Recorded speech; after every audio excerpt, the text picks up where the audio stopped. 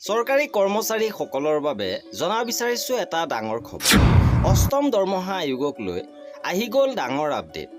কৰ্মচাৰী পেঞ্চনাৰসকলৰ দৰমহাৰ বৰ্ধিত হাৰ কেতিয়াৰ পৰা লাভ কৰিব, কিমান বাঢ়িব, ইয়াকে লৈ চৰ্চা চলি আছে। আৰু ইয়াৰ মাজতে অষ্টম দৰমহা আয়োগৰ ফালৰ পৰা পুনৰ এখন পত্ৰ প্ৰকাশ কৰিছে।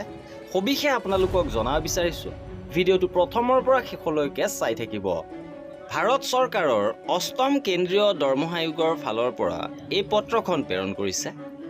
মন্ত্ৰালয় বিভাগ কেন্দ্ৰীয় শাসিত অঞ্চলসমূহৰ নডেল বিষয়াসকলক বিষয় ডাটা সংগ্ৰহ পৰ্টেলৰ জৰিয়তে অষ্টম কেন্দ্ৰীয় দৰমহা আয়োগলৈ প্ৰয়োজনীয় তথ্য দাখিল কৰাৰ সময়সীমা বৃদ্ধিৰ সন্দৰ্ভত অনুগ্ৰহ কৰি ডাটা সংগ্ৰহ পৰ্টেলৰ জৰিয়তে তথ্য দাখিল কৰাৰ অন্তিম তাৰিখ 31 জুলাই 2024লৈ বৃদ্ধি কৰাৰ সিদ্ধান্ত লোৱা হৈছে।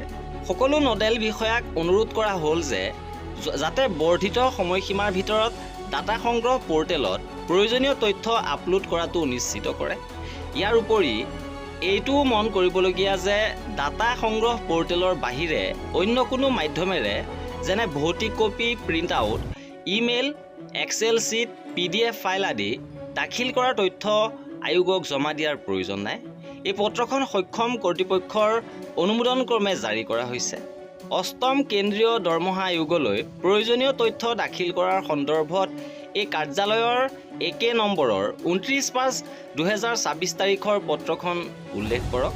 যিহেতু বিভিন্ন মন্ত্ৰালয় বিভাগ আৰু কেন্দ্ৰীয় শাসিত অঞ্চলসমূহে নিৰ্ধাৰিত সময়সীমাৰ ভিতৰত প্ৰয়োজনীয় তথ্য দাখিল কৰিবলৈ অসমৰ্থ হৈছে, সেয়েহে ডাটা সংগ্ৰহ অষ্টম কেন্দ্ৰীয় দৰমহা আয়োগৰ উপসচিব ৰবি প্ৰকাশ যাদৱৰ দ্বাৰা স্বাক্ষৰিত। আৰু এয়া আছিলে এই পত্ৰখনৰ বিষয়বস্তু।